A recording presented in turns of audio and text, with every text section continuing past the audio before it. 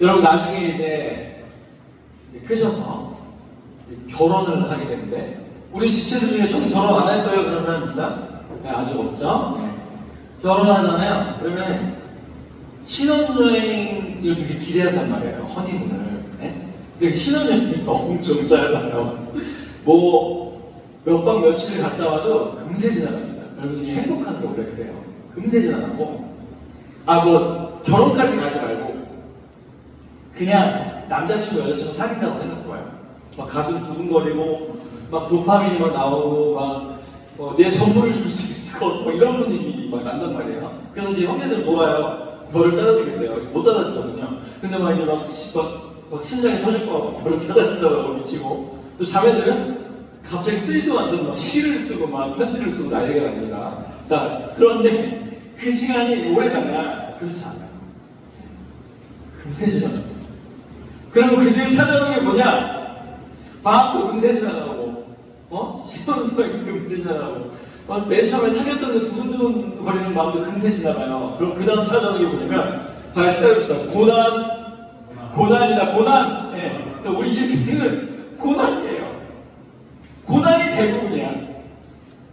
중고등학교 생활할 때 마찬가지예요. 방학 때문에 살 것 같기도 하고, 괜찮을 것 같은데, 금방 지나가죠. 대학교 있잖아요. 대학을 간단 말이죠. 그럼 신입생 때 두근두근거리거든요. 근데 2학년 접어들면서 점점 압박감이 오면서요. 자격증 시험도 따야 되고, 취업할 걱정에 벌도 못 잡아요. 막 난리가 나는 거죠. 오죽하면 우리 마승환 선생님이 지금 3학년이신데 왜 이렇게 생각했겠어요? 네? 이게 그 부담감들이 밀려가지고 대학생활도 신입생 때, 20살 때 잠깐 즐겁고 그 이후로 계속 고난입니다. 올 3월달 주제가 뭐냐? 여러분들 계약에 맞춰서 목사님이 준비했습니다. 3월달 주제가 고난이에요, 고난. 네, 첫 번째 주에는 욥의 고난을 다룰 거고, 두 번째 주에는 다윗의 고난을 다룰 거고, 이렇게 고난을 다룰 건데, 자, 오늘 우리가 누구를 만날 거냐면, 본문 말씀으로 욥을 만날 거예요. 여러분, 욥이 영어 이름으로 뭐예요? 조? 진짜. 여러분, 우리한테 하나님께서 일거리 주시잖아요. 자금 주시잖아요. 잠이 힘들어요? 아니면 행복해요? 힘들어요. 늘 고난이에요. 우리 선생님들 월요일에 출근하셔야 되는 선생님들 계시거든요. 박명현 선생님 좀 시기오면 모르겠는데, 되게 막 이게, 출근하는 사람들 힘들어요. 네, 고난이야, 고난. 그래서 잠인가 봐. 네, 욥이죠. 욥이죠. 네, 욥입니다. 네, 이 욥이 바로 뭐냐? 공개해주세요. 고난당함의 대표적인 인물이다. 성경에 많은 인물들이 있어요. 그 인물 중에서 대표적인 인물, 고난당함의 대표적인 인물 욥이다. 자, 그럼 여기서 퀴즈. 이거 맞히는 분에게 상금 100만 원과 벌금 100만 원 드리도록 하겠습니다. 자, 그러면 욥은 고난당함의 대명사잖아요. 유다는 뭐의 대명사일까요? 유다. 그렇죠. 배신의 아이콘. 이게 이제 유다죠. 네. 그래서 아들이나 딸 이름을 김유다로 짓는 사람은 없어요. 대부분은 좋은 이름을 갖다 쓰려고 하죠. 하지만 여러분, 유다는요, 신약의 유다는 그랬지만 이 구약의 유다, 그리고 예수님이 유다 지파의 다윗의 후손으로 보기 때문에 우리 유다는 좋은 이름이에요. 근데 이제 하필 예수님의 제자 유다가 개발했기 때문에 굉장히 알게 된 거죠. 욥은 고난당함의 대표적인 인물입니다. 근데요, 고난당하면 좀 뭔가 잘못을 해야 될 것 같고, 뭔가 이 사람이 좀 모자라야 될 것 같고, 막 이러거든요. 근데 그게 아니라 성경은 그를 의로운 사람이라고, 괜찮은 사람이라고 얘기해요. 우리 명제처럼. 괜찮은 사람이다. 의로운 사람이다. 우리 거룩하게 기도해준 세민처럼 괜찮은 형제다. 이렇게 이제 얘기를 하는 거죠. 우리 한번 말씀 한번 볼까요?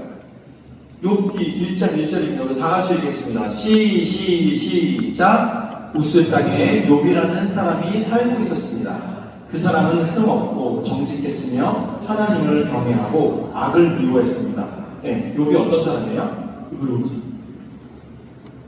흠이 없는 사람이에요. 마스원 선생님 같은 분이에요. 흠이 없는 사람. 의로운 사람. 목사님 모자라가지고 의롭다고 얘기해 본 사람이 있는데, 요새도 다이어트에 실패해가지고 점점 살찌고 있어요. 자, 근데 굉장히 흠없고 정직하고 하나님을 경외하고 악을 미워하는 사람이었죠. 욥이 이런 사람이었어요. 근데 욥에게 고난이 찾아왔는데 이 고난의 고인 부분에 좀 우리 골치 아프게 하는 문제가 있습니다. 아니 하나님께서 욥이라는 애가 있는데 너무 괜찮다 이렇게 얘기했거든요. 그때 사탄이 세상을 마음대로 찾아내다가 하나님한테 와가지고 뭔가 시비를 거는 거죠. 그거는 욥이 그렇게 사는 이유는 하나님이 욥을 축복해 주려고 합니다. 욥이 부자였고 돈이 많고 자녀도 아들 7에 딸 3이었는데 자녀들도 많고 그가 풍족하고 그가 하나님 축복해 주는 게 많으니까 하나님을 경외하는 거지 그에게서 그것을 다 뺏으면 아닐걸요? 그랬어요. 그래서 하나님이 뭐라고 말씀하셨냐면 좋다. 그가 가진 모든 것에 대해서 내 마음대로 시험해봐라. 그러나 그의 생명에는 손을 대지 말아라. 이렇게 했어요. 자 그러면 여기서 퀴즈. 이것은 욥에게 사탄이 시험을 한 거예요? 아니면 하나님이 시험을 한 거예요? 겉표면적으로 사탄이 시험한 거예요. 근데 결과적으로는 하나님께서 욥을 시험합니다. 그리고 사탄이 이후에 등장하지 않아요. 욥기가 1장부터 42장까지인데 욥의 스토리에 누가 등장하지 않냐? 처음에만 등장하고 나중에 등장하지 않아요. 그건 뭔 얘기냐? 욥의 고난은 하나님의 허락하신 고난이다. 하나님이 주신 고난이다. 이렇게 볼 수가 있습니다. 자, 대한민국 땅에서 중고등학생으로 살아가는 거, 대치동에서 우리 학원 다니면서 열심히 공부하고 학원 갔다 학교 갔다 집에 갔다 학원 갔다 학교 갔다 집에 갔다 학원 갔다 학교 갔다 집에 갔다 유튜브 갔다 EBS 갔다 계속 하는 이유가 뭐예요? 하나님이 주신 거예요. 사실. 우리를 대한민국 땅에 태어나게 하셨어요. 그래서 대한민국 땅에 태어난 젊은이들은 늘 무슨 고난 속에 있냐면 경쟁의 고난 속에 있어요. 목사님도 경쟁의, 여러분들도 같이 경쟁의 고난 속에서 지금까지 나이를 먹으면서 지금까지 왔죠. 저도 경쟁의 고난이 분명히 있었죠. 여러분들도 그렇습니다. 대한민국에 생활하는 분들은 기본적으로 경쟁이라는 고난이 있어요. 진짜 골치 아픈 고난, 진짜 힘들어요. 스트레스 받고 머리 빠지고 소화 안 되고 힘들고 스트레스 받고 다시 또 회개하고 다시 회복하고 다시 스트레스 받고 이런 거 계속 반복하는 거죠. 대한민국 땅에 태어나서 그렇게 살 수밖에 없는 거죠. 그리고 목사님처럼 수능 망쳐가지고 수학을 8점에도 맞춰봐요. 그러면 끝나는 겁니다. 그 스트레스. 지금 곧 커밍아웃 한 거예요. 제가 수리를 완전히 망친 적이 있었어요. 자, 아무튼 그런데 그런 수리 8점 맞고도 자살 안 하고 자살하고 있죠. 하나님께서 고난 주셔가지고 얼마나 감사한지 모르겠어요. 하나님께서 사람을 만드시려고. 자, 아무튼 근데 욥에게 이제 고난이 시작이 되는데 1차 고난, 2차 고난이 있었습니다. 1차 고난은 사탄이 하나님이 뭐를 가져가냐면 재산이나 자녀를 가져가요. 근데 욥이 1장 23절을 보니까 하나님을 원망하지 않습니다. 그러니까 좀 괜찮네 믿음이 괜찮네 괜찮네. 그래서 두 번째 또 시련이 닥쳐요. 그때는 건강을 중요해요. 온몸에 종기가 나는 거예요. 여러분 종기 나봐. 아니 뾰루지 하나 여기다 여드름 끝이 붙이고 신경 쓰이는데 이 종기가 온몸에 나니까 너무 힘든 거지. 그리고 그거를 기관장으로 푹푹 긁고 있어요. 얼마나 이 비참한. 그래서 재산 잃고 자녀 잃고 건강 잃었더니 누가 떠나요? 아내가 떠나요.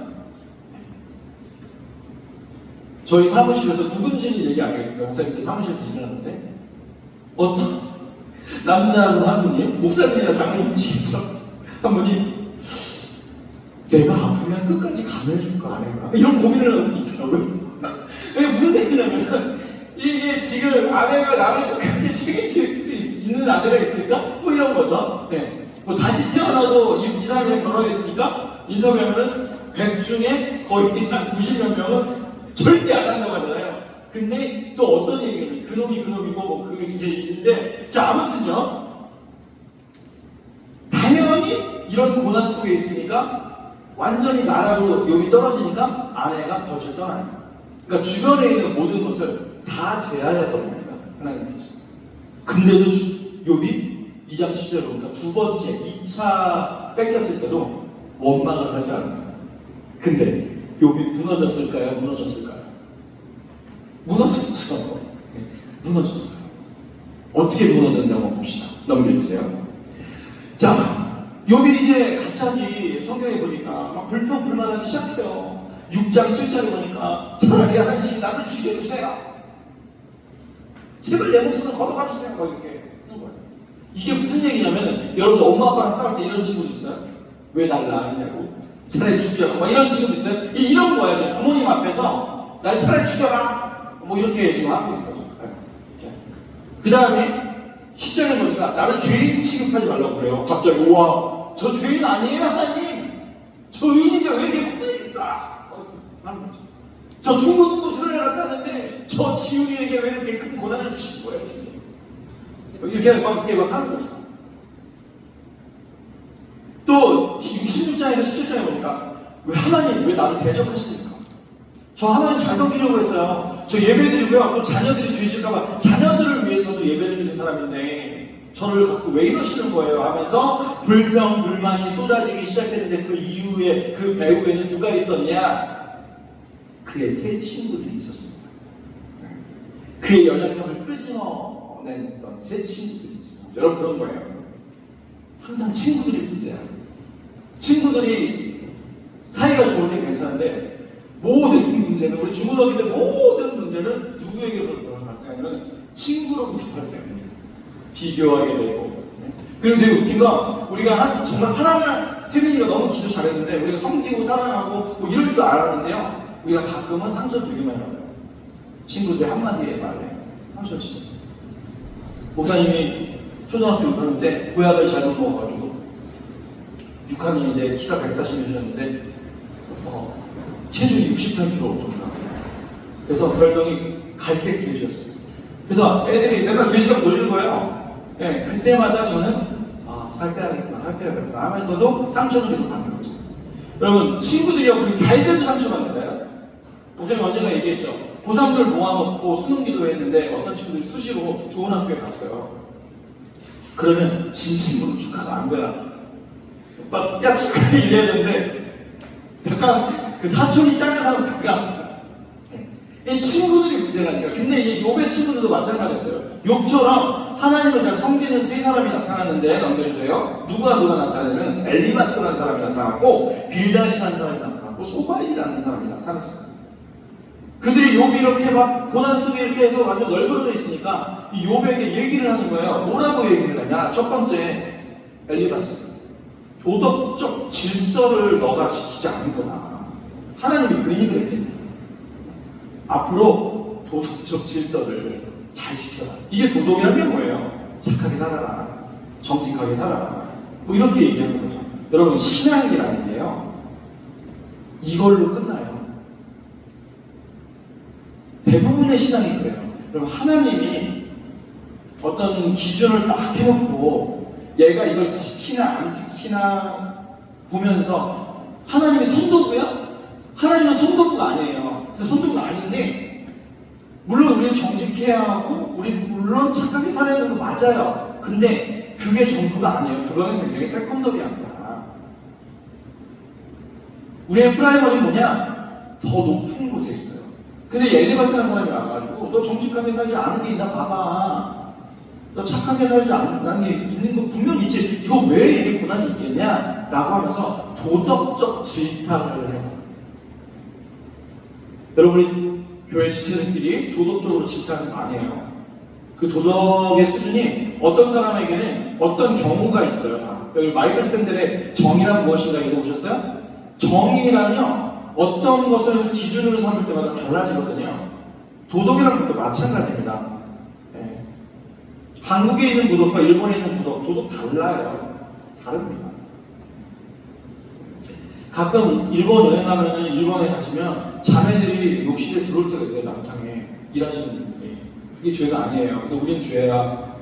자매가 남창에 들어오면 그쵸? 도덕적 기준이 달라지는 거예요. 근데 계속해서 도덕적 질서로 엘리베스가 막 욕을 정죄하고 그런 거죠. 빌닷이라는 사람은 전통에 승복하라. 너가 흠없이 살면 회복될 거다. 그래서 무슨 얘기하고 있는 거야? 여러분 그 유명한 얘기 8장 6절에서 7절 내 시작은 미약하였으나 내 나중은 창대하리라. 이거 누구 얘기야? 하나님 얘기야? 아니면 빌닷 얘기야? 빌닷이 한 얘기예요. 그래서 식당에다가 붙여놓잖아요. 그거 빌닷이 한 얘기 붙여놓은 거예요. 빌닷이 욥을 정죄하는 얘기를 식당에다 붙여놔. 그러니까 우리나라 우리나라의 기독교가 잘 됐어요? 잘못됐어요? 좀 이상한 게 있죠? 물론 잘 되고 있어요. 근데 잘못된 것도 많아요. 그런 거 창대하게라고 붙여놓은 거 아니에요. 우리 막 공부하면서 막 내게 능력 주신 자에서 내가 모든 것을 할 수 있으냐 딱 붙여놓고 합격이다 막 이런 거 공부하잖아요. 근데 그 위에 말씀 보세요.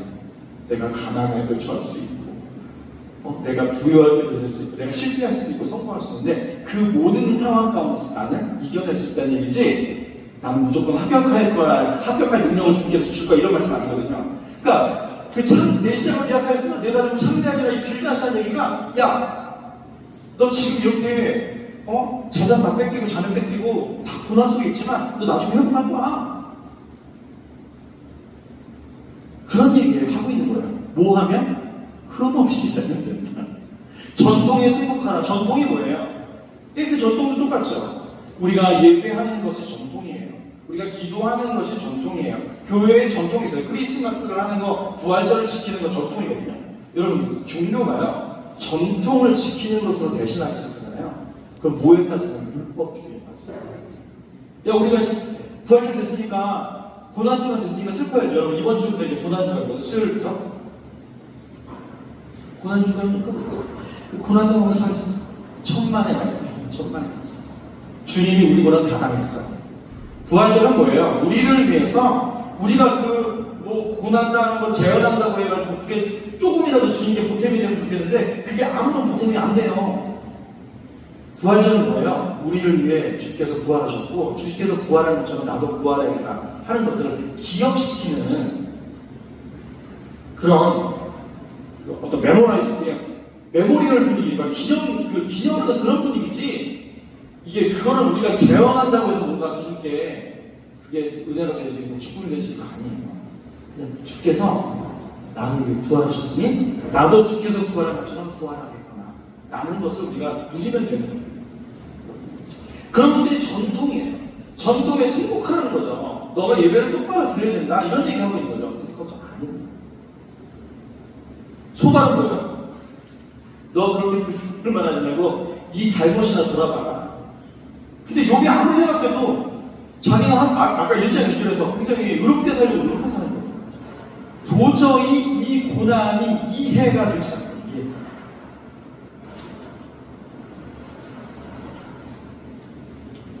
목사님 부모님 같은 경우에도 아버지를 엄마가 전도를 하려고 하셨는데 아빠를 전도를 하려고 하는데 그 고난의 세월이 있는데 나는 분명히 하나님 명령 따라서 전도하는데 나는 왜 핍박을 받는 거냐 이런 의문이 있을 수 있죠. 고난 속에 그리스도인들은 하나님의 자녀들은 있다 이겁니다. 그때 이제 이 고난의 끝에 고난이 정말 있었는데 이 고난의 끝에 누가 이제 나타나시냐 고난을 주신 하나님께서 욥에게 나타나십니다. 그러면서 뭐라고 얘기하냐 너는 이 고난을 통해 이것들을 알아야 한다라고 하면서 두 가지를 중점적으로 말씀하세요. 첫 번째, 너는 존귀한 존재다. 티끌과 재, 고난 속에서 이러고 있는데 여러분 성경에서 티끌이나 재를 뜻하잖아요. 그럼 티끌과 재, 흙 이런 거 나오면 이게 고난, 나락으로 떨어진 것을 비유적으로 의미하는 거예요. 내 마음은 호수요, 그대의 노조 이래 있어요. 그럼 내 마음이 진짜 호수야? 아니죠. 네, 그거 마찬가지고 티끌과 재, 흙 이런 거 나오면 내가 지금 나락으로 떨어졌구나 이렇게 생각하시면 됩니다. 티끌과 재 가운데 있는 이 욥에게 나타나셔서 뭐라고 얘기하냐면 우리 이 밑에 있는 말씀만 읽어봅시다. 시작. 너는 허리띠를 동여매고 대장부처럼 일어나서 묻는 말에 대답하라. 이렇게 얘기해요. 전 이 말씀을 보면서 어디에 집중했냐면 대장부처럼. 너 지금 그러고 고난 속에서 완전히 널브러져 있는데 아니 너 대장부처럼 일어나 허리를 동여 이렇게 얘기를 하시는 거죠. 왜 그랬을까? 너 잘못했다고 주께서 지적하시려고 했던 건가요? 아니요. 만약 그랬다면 만약 잘못이었다면 아까 세 친구 엘리바스, 소발, 빌다 이 세 사람의 얘기가 맞다고 주께서 편들어 주셨을 거예요. 하나님이 나타나셔서. 그래 네 친구들 얘기가 맞아. 이렇게 얘기해 줬는데 그게 아니라 그 친구들 나를 혼나거든요. 하나님께. 니네는 니네 머릿속으로 생각한 나를 욥한테 강요했어. 그거 아니거든. 나는 그런 존재 아니거든. 라고 얘기하시면서 혼냈거든요. 그럼 이제 욥에게 나타나서 첫 번째 표현은 너는 대장이죠. 일어나. 이렇게 얘기합시다. 너는 고난 속에 있으나 존귀한 자입니다. 라고 정체성을 명하는 것입니다. 그리고 그 다음에 하나님께서 뭐라고 말씀하시냐면 여기세요. 너는 내가 하나님으로서 하는 일을 알아야 하는 존재다라고 말씀하시는 거죠. 너 땅에 기초를 놓은 자가 누군 줄 아니? 우주 만물의 질서를 세운 자가 누군 줄 아니? 지금도 여전히 이 우주 질서를 보살피는 자가 누군 줄 아니? 그게 나다. 물이 땅을 넘어오지 못하게 경계를 정한 자가 나다. 동물들이 짝짓기를 하고 이 땅에 번성하게 하게 만든 자가 나다. 태양이 있고 지구가 적당한 거리에 있는데 이것이 더 이상 가까워지지도 멀어지지도 않게 이 질서를 유지하고 있는 자가 나다. 너는 나를 알아야 한다. 나는 네가 전통을 지키고 예배를 지키고, 나는 네가 착하게 살고 도덕적으로 살고, 나는 네가 주님 내 앞에서 잘못하지 않고 이런 의식을 지키는 것으로 내가 너를 부르지 않고, 너와 내가 서로 알아가는 존재. 그러니까 다시 말하면 교제하는 존재를 부른다. 그래서 기독교인들은 눈물이 좀 있어야 되고 두근거림이 좀 있어야 돼요. 우리 김윤호 선생님 찬양이 가시잖아요. 제가 좋은 찬양 딱 드리면은 찬양 드리면서 은혜 받으셨다고 피드백도 얘기해 주시고 그런 거예요. 내가 찬양을 들으면서 주님과 교제하는 거죠. 그리고 그분이 누구신지를 성경에 의하여 알아가는 겁니다. 여러분, 우리의 기독교가 다른 타종교하고 다른 것은 무엇이냐면, 다른 타종교의 신들은 인간의 상상이나 생각으로 만들어낸 신이라면 우리는 성경이라는 기준을 통해서 하나님이 누구시냐고 볼 때 이렇게 얘기하는 거예요. 우리가 만들어낸, 우리가 보기에 좋은, 우리의 생각으로 생각하기에 이 정도 돼야 신이지 이렇게 접근하는 게 아니라 성경에서 이렇게 이야기하시는 분이 하나님이야 라고 성경에서 이야기하고 있는 하나님을 소개하는 사람. 그렇다면 욥도 마찬가지죠. 하나님을 계속해서 알아가는 일이 필요했는데 그가 뭐에 빠져 있었다고요? 내가 착하게 살아가, 내가 예배하는 다 좋은 거잖아요. 예, 우리 같은 착하게 살고 이렇게 살고 예배도 잘 드리고 너무 좋은 거잖아요. 근데 그 욥에게 고난을 주는 그 고난을 통해서 계속해서 하나님의 존재가 무엇인지 누구인지를 알아가기를 원하는 거죠. 여러분, 나중에 착한 일 남고 예배 남잖아요. 이게 나중에 무뎌져요. 주일 됐으니까 중고등부 예배 가야지. 기도하는 거니까 기도해야지. 착하게 살아가 있으면 착하게 살아야지. 이렇게 도덕이나 율법에 빠지면 이 신앙생활은 재미가 하나도 없어요. 목사님은 신앙생활은 재미와, 오늘 우리 항상 중국어 얘기지, 재미와 의미가 있어요. 하나님이 우리를 그렇게 누리라고 하신 거죠. 바로 그런 것입니다. 고난은 바로 우리가 누구신지를, 그리고 하나님이 누구인지를 깨닫는 과정인 것이죠. 넘겨주세요. 그래서 하나님께서 나타나셔서 말씀하신 것은 넌 나의 자녀이다, 넌 나의 아들이고, 넌 나의 존귀한 사람이고, 그렇기 때문에 너는 알아야 되고, 내가 너를 어떤 존재로 만들기를 원하는지 알아야 돼요. 여러분, 이제 우리 친구들이 열심히 공부하고 또 자신의 달란트를 따라서 각자 직업을 가질 거예요. 각자 살아갈 필드를 가질 거예요. 그거는 하나님께서 여러분들에게 주신 선물이야. 근데 거기서, 그 필드에서 어떤 존재로 살아가는 것인가? 이거는 좀 다른 문제입니다. 어떤 존재? 내가 너를 어떤 존재로 만들기 원하시는지를 어떻게 알았어요? 티끌과 재 가운데 고난 속에서 욥이 알게 돼요. 여러분, 왜 이 고난을 주셨을까요? 우리에게 선물을 주십니다. 여러분, 그 유튜브 검색 한번 해보세요. 예배 끝나고 1990년대 사람들의 삶을 들여다볼 수 있거든요. 1990년대 사람들이 어떻게 살았지? 제가 왜 이 얘기하냐면 그때는 핸드폰이 없었어요. 그럼 핸드폰 없는 사람들이 약속 잡고 기다리는 장면하고 핸드폰 있는 사람이 약속 잡고 기다리는 장면이 너무 달라요. 핸드폰 있는 사람이 약속 잡고 기다리는 사람들은 항상 이러고 기다려요. 근데 핸드폰 없는 사람이 약속 잡고 기다리면 어떻게 기다려요? 그냥 올 때까지 약속장에서 뭐가 기다려요. 야, 우리 극장 앞에서 만나자? 극장 앞에서 계속 넣어놓고 이렇게. 그게 유튜브에 있더라고. 옛날 90년대 분들이 어떻게 살았는지. 자, 그때 뭐 했을까? 그때 좀 힘들었어요, 살기는. 연락도 안 되면 연락 두절되고 끝나. 우린 지금 뭐 이렇게 통신으로 해가지고 찾고 김사람 선생님 찾기 힘들지만 아무튼 이렇게 해서 막 어디 있는지 찾아낼 수 있고 인스타그램 보면 뭐 하고 있는지 다 할 수 있는데 옛날 분들은 그거 없잖아. 힘들었어요. 근데 그건 있었어. 약속 잡고 기다리면서 그 사람을 생각해요. 그 사람이 어떤 사람인지 오늘 약속하면서 우리가 뭘 해야 되는지를 계속 생각해요. 그래서 작년에 청년부 주제가 보면은 검색보다 사색이 됐어요. 그러니까 우리는 늘 검색을 하고 있잖아요. 하지만 사색하는 시간이 없다고요. 주께서 우리에게 고난 주신 이유는 뭐냐면 주님을 생각하는 거예요. 사색하는 거예요. 여러분 90년대 분들이 힘들게 살았어요. 여러분도 훨씬 속도도 느렸어요. 하지만 좋은 거 하나 있었어요. 상대방을 생각할 수 있어요. 이거 엄청 중요한 일이에요. 그리고 뭐 할 게 없으니까 뭘 했어요? 지하철 이런 데서 책을 읽어요. 하다못해 스포츠서 신문이라도 읽었어요. 그러니까 인쇄된 그 종이의 비교를 여러분 이거 엄청난 겁니다. 내가 종이랑 이 인쇄된 글자를 좋아해요. 이렇게 살았다고 이렇게 넘겨주십시오. 그래서 여러분 이제 고백합니다. 그리고 그런 고난을 통해서 달라졌어요.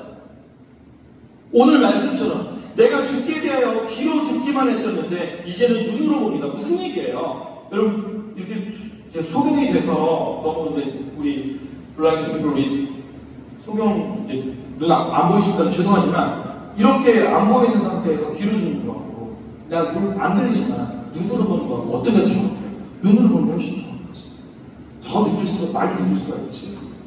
하다못해 소리가 안 들리면 수화로 현입니다 이렇게 얘기할 수 있잖아요. 나 얘기할 수 있잖아요. 네. 안녕하세요 이렇게 얘기할 수 있잖아요. 다 그런 거죠. 네. 콜라 주세요. 다 할 수 있잖아요. 네, 할 수 있는데 수어가 생긴데 선생님처럼 수어하고 싶으면 이거 등록하세요. 그래서 간단한 것만 해요. 자, 근데 눈으로 본다는 거는 욥이 이 귀로 들었을 때는 내가 예배하고 그냥 율법 잘 지키고 착하게 사는 게 전부인 줄 알았는데 이제 이 티끌 가운데서 제 가운데서 고난 속에서 보니까 하나님이 그런 분이 아니에요. 하나님은 끊임없이 나를 향한 목적과 나와 관계를 가지시고 나를 그분이 원하시는 아들로 딸로 이끄시기를 원하신다는 걸 알게 됩니다. 교제하면서 그러니까 계속 교제를 하면 누구 닮아가요? 주를 닮아가는 거예요. 계속 게임만 하면 어떻게 해요? 게임을 닮아가는 거예요. 근데 닮아감이 있거든요. 그러니까 고난 속에서 욥이 다 내려놓고 주님만 생각하다 보니까 알게 된 거예요. 또 주님 찾아주셔서 말씀해 주신 거죠. 그러면서 티끌과 제 가운데서 회개를 합니다.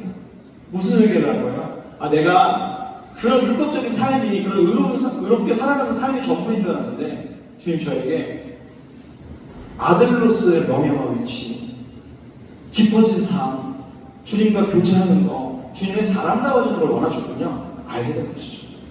세 번째는 마지막으로 욥이 달라졌어요. 친구들이 막 공격을 했는데 욥이 뭐라고 하냐면 축복 기도를 해요. 바뀌었어. 고난을 통해서 바뀐 게 뭐야? 사람들을 축복하는 사람으로 바뀌는 거예요. 그 대표적인 사람은 누구예요? 야곱이에요. 야곱이 막 자기만 위해서 이기적으로 살아요. 그러다가 어느 정도로 축복을 하면 파라오까지 축복을 해요. 축복하는 사람. 다른 사람을 진심으로 축복해 줄 수 있는 사람으로 바뀐다. 그러면서 얼마나 아름답게 이 욥기가 마무리가 되냐면 이 모든 시험을, 이 모든 고난을 통과한 너에게 주께서 다시 재산을, 다시 자녀를 이전보다 갑절로 회복시키면서 꼭 동화 얘기처럼 40이란 마지막 절에 욥은 5배로 잘 살았다고 해서 끝나요. 얼마나 감사한 얘기입니까? 이게 우리 예수님 믿는 사람들의 삶이라는 얘기입니다. 고난의 끝에 소유도 자녀도 떠났던 사람들도 다 회복이 되는 것이죠. 예, 이제 결론입니다. 고난은 하나님과 나 자신에 대한 인식을 얻게 하는 도구입니다. 우리가 미국에 있는 티네이저들보다 다른 나라에 있는 10대들보다 힘들게 살아가지만 이 고난을 다시 한번 우리가 주님 앞에 기도하고 또 나 자신을 알아가는 일들로 생각이 든다면 이거 너무 좋은 것 같아요. 하나님을 알아가고 나 자신을 알아가는 도구로 이 고난을 사용한다면 우리에게 있어서 이것만큼 좋은 선물은 없는 겁니다. 그렇게 우리는 티끌과 제 가운데서 거룩해지고 성숙해집니다. 솔로몬 기자는 이렇게 얘기를 합니다. 고난당하는 것이 내게 유익이라. 이로 말미암아 내가 주의 율례들을 배우고 주의 말씀들을 배우거든. 여기 보면은 이거 디크리스라고 되어 있거든요. 이게 뭐냐면 신앙 고백이에요. 신앙을 배워야 되는 거예요. 그래서 우리 사랑하는 친구들 이제 새학년 새학기 힘들고 어렵고 고난이 찾아올 거예요. 이거를 너무 나쁘게만 생각하지 말고 답답하다. 하필 대한민국에 태어나서 이렇게 생각하지 마시고 내가 이 고난 속에서 이 티끌과 재 속에서 주님을 알아가고 나 자신을 알아가고 그리고 하나님의 사람으로 빚어져 가기를 바랄게요. 공부는 알아서 하세요. 목사님은 여러분의 영혼, 여러분의 인생에 대해서 말씀드릴 수밖에 없습니다. 하나님이 기다리고 계세요. 한마디라도 기도하고 한마디라도 주님을 알기를 원한다. 한마디로 성경 펴고 주님을 알아가는 것을 주님을 배우기를 기다리고 계십니다. 고난이 그래서 여러분에게 유익입니다. 다 같이 우리 결단 찬송 드리시겠습니다. 일어나세요.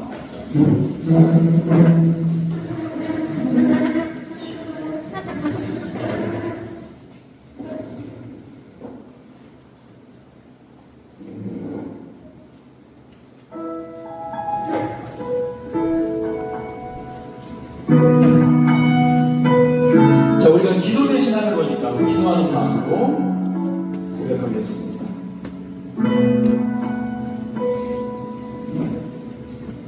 은혜로 날 보듬으시고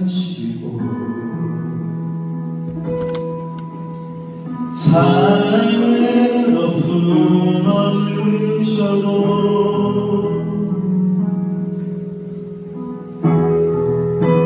한 자락도 지키지 못하니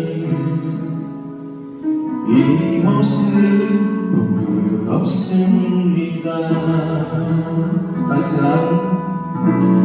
따스한 곁을 내어주시니 주님 앞에 나갑니다. 도령 못할 긍휼로 나를 지키시니 주 이름만 바라봅니다. 매일 마주한 슬픔을 견뎌나가며 주 예수의 마음을 닮아가네. 두려운 모든 마다 주가 동행하니 주지하며 우리를 만내. 주의 신실한 소망을 깊이 담으며 주 예수의 품을 채워가네. 하나님의 자녀로 너의 지켜가며 기뻐진 삶을 주께 드리네. 여러분의 고난 가운데 찾아오셔서 우리를 기뻐지게 하실 주님을 주를 바라봅니다. 한 번 더 고백하며 나갑시다. 은혜로 나를 거두시고 은혜로 나를 거두시고 주님 앞에 나아갑니다. 주님 앞에 나아갑니다.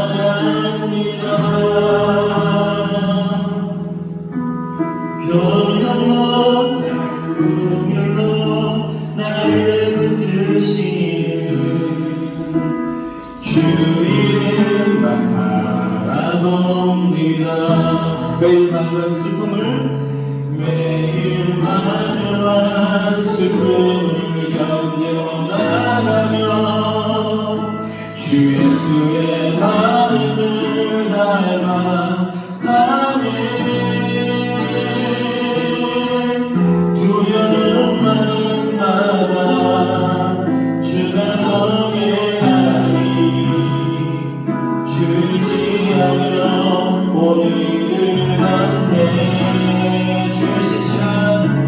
주의 신실한 소망을 깊이 나누며 주 예수의 그녀를 채워가네.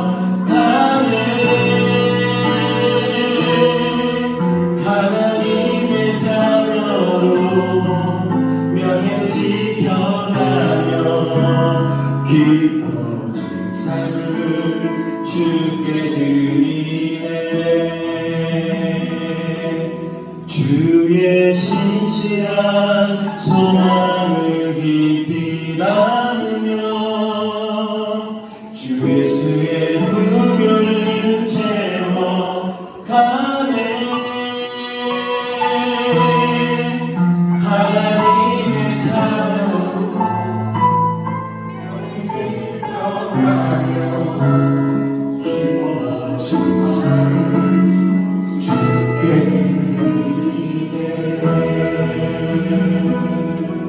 하나님 감사합니다. 하나님의 자녀의 지위를 회복하고 내가 누구인지를 깨닫기를 원합니다. 나는 대장부였으며 나는 하나님의 존귀한 자였으며 나의 성적과 나의 형편과 나의 가정 환경과 상관없이 나는 하나님 앞에 소중한 사람이었습니다. 하나님 소중한 우리를 통해서 주의 나라를 이루시고 특별히 우리에게 동역하자고 말씀하시고 하나님의 큰 일을 이루고 하나님의 목적하신 바대로 성숙하여지고 아름다운 사람이 되는 것까지를 목적하셨습니다. 하나님 우리 사랑하는 친구들 이제 한 학기 동안 많은 고난과 시련과 슬픔이 있을 텐데 그 가운데에서 그것 속에서 좌절하지 않게 해주시고 이 고난을 통해 하나님의 자녀로 명예를 지켜가며 깊어진 삶을 살아가는 모든 우리 중고등부 친구들 될 수 있도록 축복하여 주시옵소서. 지금은 우리 주 예수 그리스도의 은혜와 하나님의 사랑하심과 성령님의 강한함도 교통하시니 고난 속에 주를 알아가리라 나 자신을 알아가리라 다짐하며 들어서는 사랑하는 모든 친구들의 머리 위에 그리고 그 인생에 사랑하는 선생님들 위해 이제로부터 영원토록 함께 하실지어다. 아멘. 우리 예배를 가진 하나님께 영광의 박수를 드리겠습니다. 감사합니다.